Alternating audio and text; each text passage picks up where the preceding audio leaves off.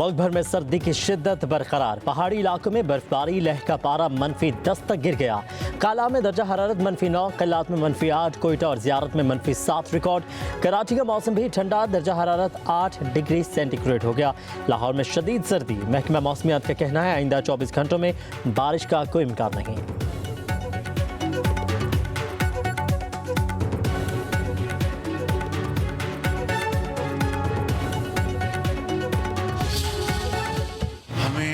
Growth की तरफ बढ़ना है और जो लोग ये डरावा दे रहे हैं कि जनाब ग्रोथ होगी तो इंजन जो है वो हीट अप हो जाएगा और फिर वो बूम एंड बस्ट होगा, मैं समझता हूँ कि ये बातें हम माजी में सुनते आए।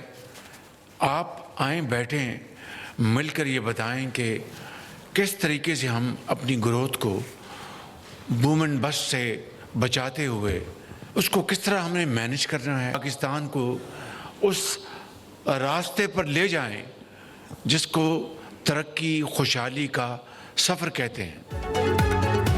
मईशत की बेहतरी के लिए वज़ीर आज़म सबके साथ बैठने को तैयार। कहते हैं दिल खराश माजी में नहीं जाना चाहता, हमें सीखने और समझने की ज़रूरत है।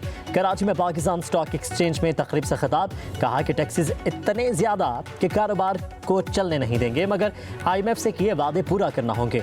वक्त आने पर IMF को खैर बात कह देंगे। निजी शोबे को अपना किरदार अदा करना पड़ेगा। मईशत की बेहतरी के लिए काबिल अमल सिफारिशात चाहिए। वज़ीर आज़म ने कहा कि मौशी इस्तेहकाम आ चुका है, कराची की रोशनियाँ भी दोबारा आ चुकी हैं। शरह सूद 13% पर आ गई, चाहता हूँ ये मजीद कम होकर 6% पर आ जाए। वज़ीर आज़म शहबाज शरीफ ने कराची में फेसलेस कस्टम्स असेसमेंट सिस्टम का इफ्तिताह कर दिया। तकरीब से खिताब में कहा कि कस्टम्स में जदीद निज़ाम मुतारिफ करवाना बहुत बड़ी कामयाबी है। जदीद खुदकार निज़ाम में इंसानी मदाखलत कम से कम होगी। महसूलात और मुकर्रर हदफ के दरमियान 400 अरब रुपए का गैप है।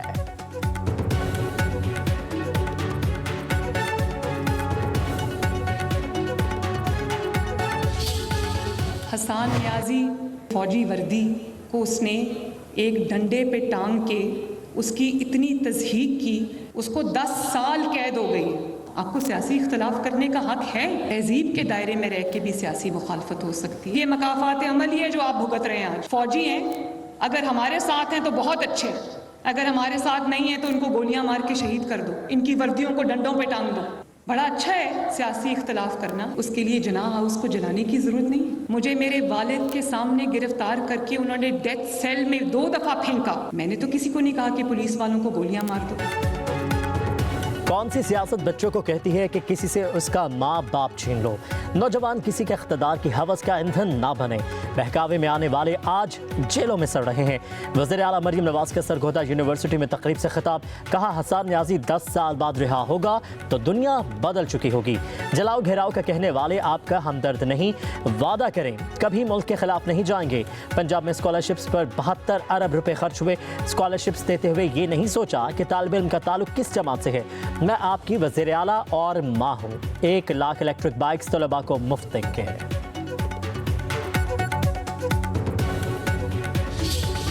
हलीमा खान की PTI पर अजारदारी की कोशिश, अपने भाई को सियासी मफादात के लिए इस्तेमाल करने के शवाहिद सामने आ गए। ज़राए के मुताबिक हलीमा खान बानी की जेल में कैद को सियासी मकासद के लिए इस्तेमाल करने पर लगी हैं। हलीमा खान की अपने social media operator Ahsan Alvi के साथ व्हाट्सएप पैगामात मंजर-ए-आम पर आ गए।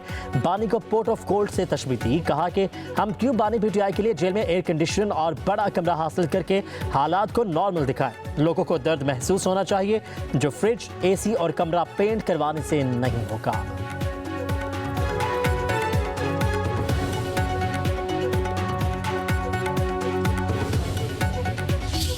हलीमा खान साहबा के दरमियान जो उनकी गुफ्तगू जो हुई है, अहसन खान जो उनके सोशल मीडिया ऑपरेटर हैं, जेल में कोई इस किस्म का माहौल नहीं है कि उन्हें जो सहूलतें हासिल हैं उनमें किसी किस्म का खलल हो, कि ये प्रोपेगेंडा भी जो है ये जानबूझ के किया जाता रहा है। हलीमा खान साहबा ने एक दफ़ा ये बात भी की थी कि जी उन्हें वहाँ पे जहर देने की जो है वो बात हो रही है। इसी वीडियो में वो उनके जेल में रहने से मुतल्लक भी वो जो है वो सियासी जो है वो मफादात और पॉलिटिकली जो है वो बेनिफिट्स की बात भी जो है वो कर रही हैं। हलीमा खान ने बानी पीटीआई के जेल में रहने के सियासी फवायद की बात की। जेल में जहर देने का प्रोपेगेंडा भी किया गया। जिस जमात के लोग इस तरह की साजिशें करें उनसे क्या तवक्को की जा सकती है। वज़ीर आज़म के मशीर राना सनाउल्लाह की न्यूज़ कॉन्फ्रेंस। कहा पीटीआई के लोग आपस में भी लड़ रहे हैं और इदारों से भी। लोग हमेशा सोशल मीडिया पर मुल्क मुखालिफ मुहिम चलाते हैं। जिस सोशल मीडिया ने इन्हें बड़ी जमात बनाया उसी ने उनका बेड़ा गर्क कर दिया। राना सनाउल्लाह ने कहा कि बानी की रिहाई के लिए कोई दबाव नहीं। जहां से इन लोगों ने उम्मीदें लगा रखी हैं वहां से एक बयान तक नहीं आया। पीटीआई रहनुमाओं की बातों से लगता है वो मुज़ाकरात में संजीदा नहीं।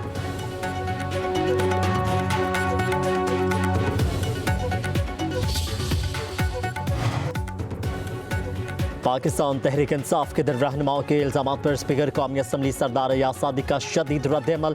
कहते हैं बानी से मुलाकात न करवाने पर, मेरे किरदार अदा न करने पर तनकीद बेजा है। मेरा काम हुकूमत और अपोजिशन के दरमियान सहूलतकारी का है। बानी से मुलाकात करवाना मेरा मैंडेट नहीं है, ना ही जिम्मेदारी है। मेरे दरवाजे सबके लिए हर वक्त खुले हैं। किसी भी रुकने कौमी असम्बली से मुलाकात से कभी इनकार नहीं किया। मुज़ाकराती अमल से अलग होने की तजवीज़ पर गौर के लिए भी तैयार हूँ। बैरून मुल्क होने का मतलब ये नहीं कि मैं मीटिंग का इंतज़ाम नहीं कर सकता।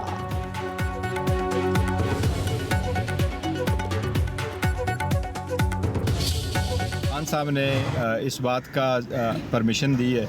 आज खान साहब ने कहा है कि जो हमारे मुतालबात है वो बेशक आप इन राइटिंग दे दें। और इस मरतबा खान साहब ने ये भी कंसेशन की है कि मुलाकात कमेटी की नहीं भी होती तो एक मीटिंग हम कर लेते हैं, लेकिन अगर आइंदा नहीं होता तो फिर दोबारा दें। बानी पीटीआई की कमेटी को हुकूमत के साथ मुज़ाकरात जारी रखने की हिदायत। दोनों मुतालिबात तहरीरी तौर पर हुकूमती कमेटी को देने की इजाज़त भी दे दी। बैरिस्टर गौहर कहते हैं मुज़ाकरात के लिए तीसरी नशिस्त ज़रूर होनी चाहिए। मुज़ाकरात किसी डील के लिए नहीं बल्कि मुल्क कौम के लिए कर रहे हैं। बैरिस्टर गौहर ने बानी की हाउस अरेस्ट की ऑफर के हवाले से हलीमा खान के दावे की भी तरदीद कर दी।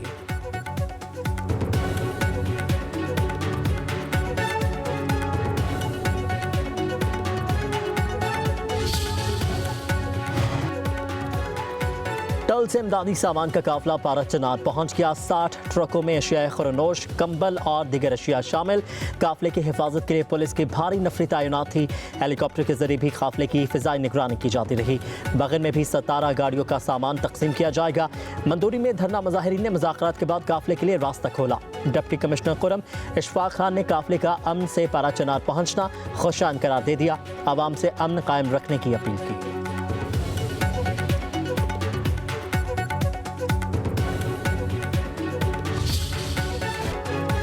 फौजी अदालतों से सजा याफ्ता मुलजिमों को क्या सहूलियात मिल रही हैं। पंजाब हुकूमत ने रिपोर्ट सुप्रीम कोर्ट में पेश कर दी। रिपोर्ट के मुताबिक 27 कैदियों को जेल मैनुअल के मुताबिक तमाम सहूलियात दी जा रही हैं। दिन में 3 मरतबा गर्म और मयारी खाना दिया जाता है। बिस्तर और कंबल की सहूलत भी जेल हुकाम की जानिब से दी गई है। कैदी हर जुम्मे को लवाहिकीन से मुलाकात कर सकते हैं। जस्टिस जमाल मंदखिल ने रिमार्क्स दिए, मैं खुद 14 रोज़ जेल में रहा। सुबह नमाज के बाद बाहर छोड़ दिया करते थे। कुछ कैदी खेलते थे। जस्टिस मोहम्मद अली मसन ने कहा, यह सिर्फ आपके लिए खसूसी रियायत देते होंगे। जस्टिस मुसरत हिलाली ने रिमार्क्स दिए कि कैदियों को बाहर निकलने दें, धूप लगवाने दें, उनसे मसला क्या है। एडिशनल एडवोकेट जनरल पंजाब ने कहा, बाहर भी निकलने देंगे, तमाम कैदियों का ख्याल भी रखा जाएगा।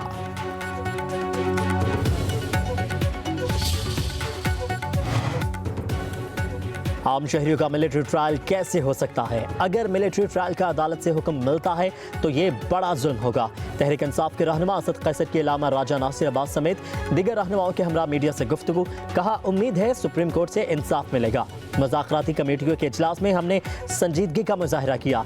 बानी पीटीआई से मुलाकात का सिलसिला जारी रखने का कहा, मगर ताहाल मुलाकात नहीं करवाई गई। पार्टी चेयरमैन से मुलाकात किए बगैर हम कैसे आगे बढ़ सकते हैं। अलामा नासिर अब्बास ने कहा, मिलिट्री कोर्ट्स का फैसला मुल्क के मुस्तकबिल से जुड़ा है। 9 मई में जिसने 2 बोल बोले उनको मुआफ़ी मिल गई। पाकिस्तान के आइन से भी आवाम का एतमाद उठ रहा है। मुज़ाकरात का वक्त बहुत अहम है। मुल्क सैंडविच बनता जा रहा है। पाकिस्तान को बचाने के लिए मुज़ाकरात होने चाहिए।